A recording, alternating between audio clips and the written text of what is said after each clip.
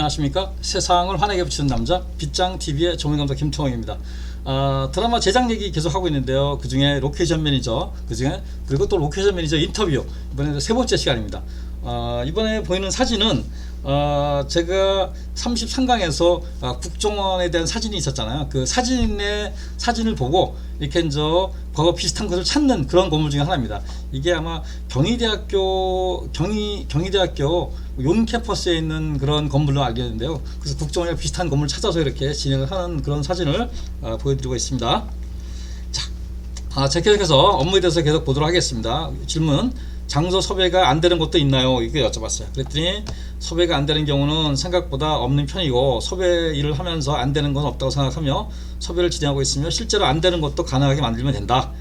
최근에 안 되는 것이 있다면 코로나로 인하여 주로 관공서가 섭외가 곤란하고, 기존 병원 내부는 기본적으로 섭외가 안 되기 때문에 전문 병원 세트장을 활용한다. 이렇게 돼서 관공서 이 섭외 안 되죠. 그러니까 코로나 때문에. 요즘엔 조금 낮았는데 그럼에도 좀 잘 안 되는 편이라고 얘기를 합니다. 그래서 그리고 이 병원 세트 내부 이제 안 되죠. 왜냐면 병원에 특히 코로나 때문에 외부인이 들어온 걸 많이 통제하고 있는데, 그래서 병원 세트 내부는 주로 파주에 보면 원방 스튜디오라고 있어요. 원방 스튜디오 보면은 병원 세트 내부를 잘 지우는 데가 있어요. 그래서 거기를 빌려서 한다거나 이렇게 진행을 합니다. 근데 거기는 돈이 많이 들어가요. 그러니까 비싸서, 그 MBC 보면은 주말 일일 드라마죠.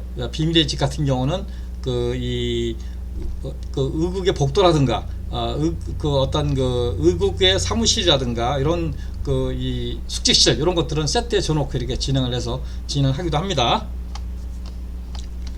야외 로켓이 어떤 민원이 많이 발생하며 어떻게 해결하나요? 물어봤어요. 그랬더니 주로 발생하는 민원은 촬영지 인근에 거주하거나 장사를 하시는 분, 카메라 앵글에 비춰지면 안 되는 시민분들이 통제에 의한 민원이고, 최선의 방법은 민원이 발생되기 전 미리 양해를 구하는 것이고, 민원이 발생된 후에는 매니저마다 다르지만 저는 먼저 시민분들의 마음을 이해하고 공감을 먼저 드리고 불편을 꺼치들어 죄송한 마음을 전달드리며 정중한 양해를 바랍니다. 그러니까 어차피 다 사람들의 민원이거든요. 그러니까 사람들의 마음을 가서 먼저 허리를 굽히고 이 양해를 구하고 죄송하다고 하고 이제 그러는 거죠. 그러니까 이게 이 방송은 다 사람이 만드는 거기 때문에 이런 게 굉장히 필요해요. 특히 이제 로케이션 매니저는 장소도 중요하지만 이런 거에 대해서 이렇게 미리 사전에 양해 드리고 말씀드리고, 이래서 이렇게 그런 것이 어떤 틀, 법적인 거보다는 이런 게 먼저 이 정서가 중요하다. 이렇게 대답을 했습니다.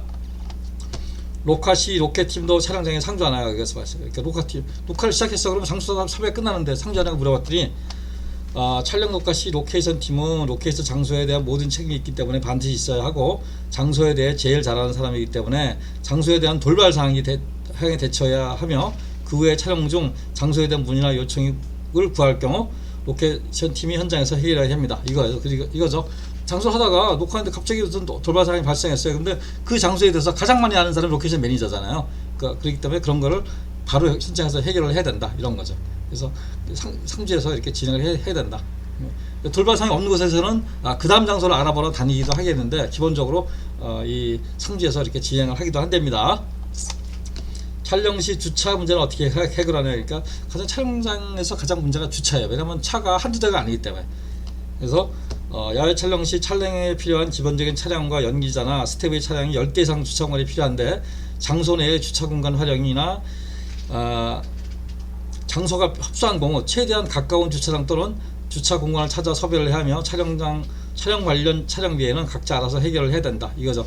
그러니까 촬영을 할 때 차량이 꼭 필요한 차, 예를 들어서 조명차라든가 발전차, 장비차, 분장차, 이런 거 외에 차들은 알아서 해야 돼요. 왜냐면은 그거를 로케이션 매니저가 해주기에는 너무 힘이 붙여요. 그러니까 차량이 연기자들 차를 갖고 오고 다 차를 갖고 오는데, 그래서 이런 거는 각자 알아서 하고, 기본적인 차량은 이렇게 알아봐 준다. 이렇게 되겠습니다. 지자체에서 섭외 요청이 오는 경우 어떻게 나니까, 지방차가 가지고서 이 수도권에 있는 게 아니라 저 먼데 경상도라든가 전라도라든가 강원도에서 이렇게 올 때, 지자체에서 자기 지역의 홍보나 지역의 명소를 향후 소개하려고 먼저 섭외가 오는 경우가 있고, 드라마 내용에 맞으면 섭외를 진행하기도 합니다. 한 지역에서 장기간 촬영이 지속되면 해당 공간이나 세트를 제작해 주기도 하고, 경우에 따라 지역 영상위원회에서 제작비 일부를 지원하기도 한다. 그런 거죠. 지역에서 촬영을 하겠어요. 그래서 포항에서. 그럼 포항이니까 경상도라든가 포항의 영상위원회 이런 데서 제작비를 줍니다. 왜 제작비를 주냐면요, 사람들이 여기서 일주일 동안 숙식을 하면서 이 제작을 한다 그러면은 그 사람들이 거기 일주일 동안 하면서 밥도 먹고 잠도 자야 되고 또 이런 활동을 해야 될 거 아니야. 그럼 다 그다 돈 쓸 거 아니야. 그렇기 때문에 지역 경제가 그만큼 살아날 수가 있겠죠. 왜냐면 스텝이 한두 명이 아니라 보통 스텝이 한 60명, 70명 정도 내려가서 먹고 자고 하니까. 그래서 이제 그런 걸 위해서 일종 지원을 하기도 한답니다. 촬영 일정이 없는 경우 로케 대상을 미리 답사하는죠. 그러니까 촬영이 없어요. 그럼 로케이션 매니저들은 좋은 데를 이렇게 촬영하고 있는지 한번 제가 여쭤봤어요. 그랬더니 촬영 일정이 없을 때는 메인 장소 또는 스케줄이 나와 있는 로케이션을 미리 답사를 진행하며 장소에 대한 컨디션을 체크하여 감독님께 보고드리고 있고, 평소에 다니다가 좋은 장소가 있으면 촬영하거나 해당 장소의 담당자의 연락처를 받아 나중에 섭외를 하기도 한다. 그렇죠.